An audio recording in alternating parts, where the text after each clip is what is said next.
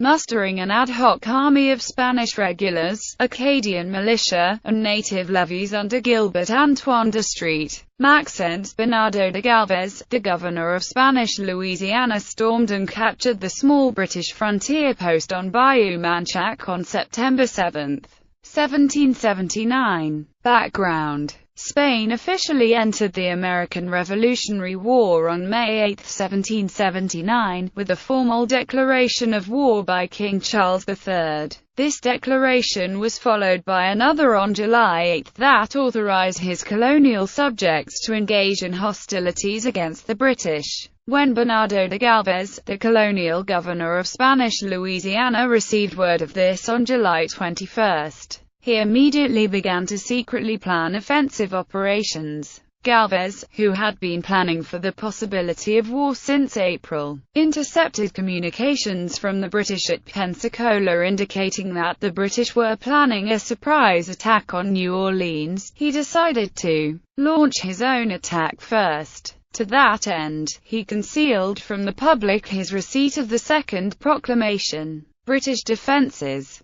Fort Bute was located on Bayou Manchac, about 115 miles up the Mississippi River from New Orleans, on the far western border of British West Florida. Lieutenant Colonel Alexander Dixon was charged with the defense of the Baton Rouge district, which included Fort Bute, Baton Rouge, and Fort Panmure. The British had begun sending larger numbers of troops to the area following George Rogers Clark's capture of Vincennes, which had exposed the weak British defences in the area. At Dixon's disposal in August 1779 were 400 regulars, including companies from the 16th and 60th Regiments, a recently arrived company of grenadiers from the German state of Waldeck, and about 150 Loyalist militia. Fort Bute was an older stockade fort built in 1766. It was in such disrepair that Dixon judged it to be indefensible. When Dixon received word of Spanish movements, he withdrew most of his forces to Baton Rouge and Panmure, leaving a small garrison of 20 Waldeckers under Captain von Harkey behind. Spanish March. Galvez originally planned to leave New Orleans on August 20.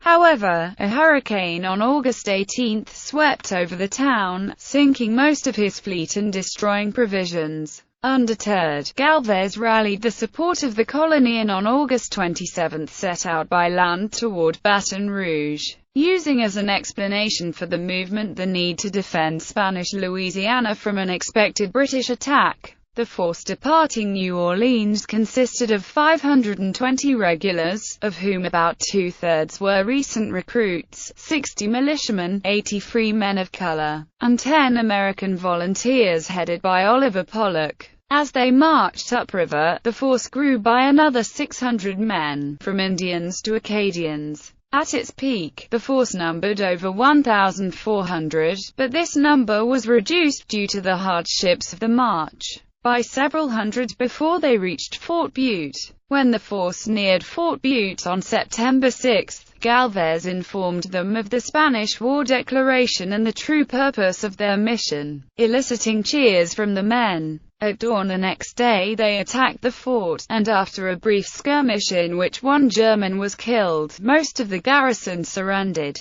The 6 who escaped capture made their way to Baton Rouge to notify Dixon. Aftermath. Galvez remained at Fort Bute for 6 days, giving his men time to rest, before moving on to Baton Rouge, which fell after a short siege on September 21.